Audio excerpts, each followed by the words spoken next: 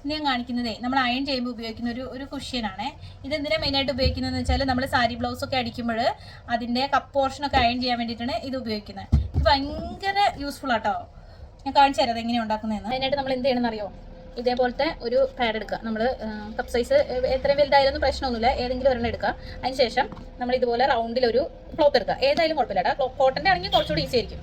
അതിങ്ങനെ വെക്കണം. ഈ ഒരു സംഭവം വെച്ച് കഴിഞ്ഞിട്ട് അതിനെക്കാട്ടും കുറച്ച് കൂട്ടിയെടുക്കുക. എന്നിട്ട് നമ്മൾ എന്ത് ചെയ്യുന്നത് വെച്ചാൽ നമ്മൾ സൂചി നൂലെടുത്തിട്ട് നമ്മൾ റണ്ണിങ് സ്റ്റിച്ച് ഇട്ട് കൊടുക്കുക. റണ്ണിങ് സ്റ്റിച്ച് അറിയാലോ, വെറുതെ ഇങ്ങനെ സ്റ്റിച്ച് അങ്ങ് ഇട്ട് കൊടുക്കുക. കണ്ടോ? ഇത് ഇങ്ങനെ റണ്ണിങ് സ്റ്റിച്ച് ഇട്ട് കൊടുക്കുക. ഇങ്ങനെ ഫുള്ള് റണ്ണിങ് സ്റ്റിച്ച് ഇട്ടെടുത്തതിന് ശേഷം ഈ സാധനം ഇങ്ങനെ വെക്കുക. ഇങ്ങനെ വെച്ചതിന് ശേഷം നമ്മുടെ ഈ റണ്ണിങ് സ്റ്റിച്ച് ഇട്ട് പിടിച്ചിട്ട് അങ്ങ് വലിച്ചു കഴിഞ്ഞാലുണ്ടല്ലോ ഇതിങ്ങനെ ഒരു സഞ്ചി പോലെ വരും. കണ്ടോ?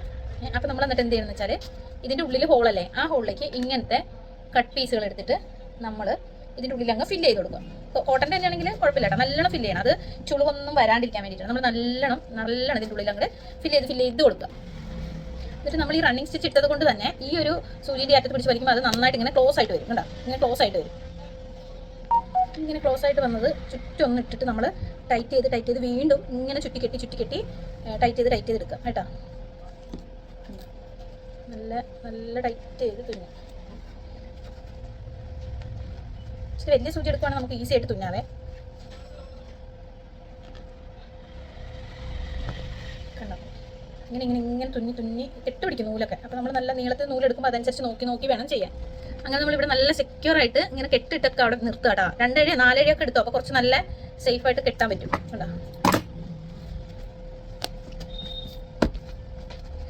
കണ്ടോ? ഇങ്ങനെ വരുന്ന സംഭവം. ഇത് ഞാനിനി ഉപയോഗിക്കുന്ന കാണിച്ചു തരാവേ.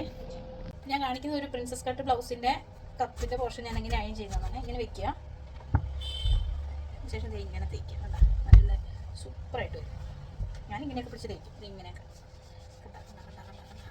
മറ്റേ കട്ടിങ് ബ്ലൗസ് എൻ്റെ അടുത്ത് ഇല്ല, കാണിച്ചു തരാം. നല്ല സൂപ്പറായിട്ട് നമുക്ക് അയൺ ചെയ്യാൻ പറ്റും. അപ്പോൾ എല്ലാവരും ട്രൈ ചെയ്ത് നോക്കണേ.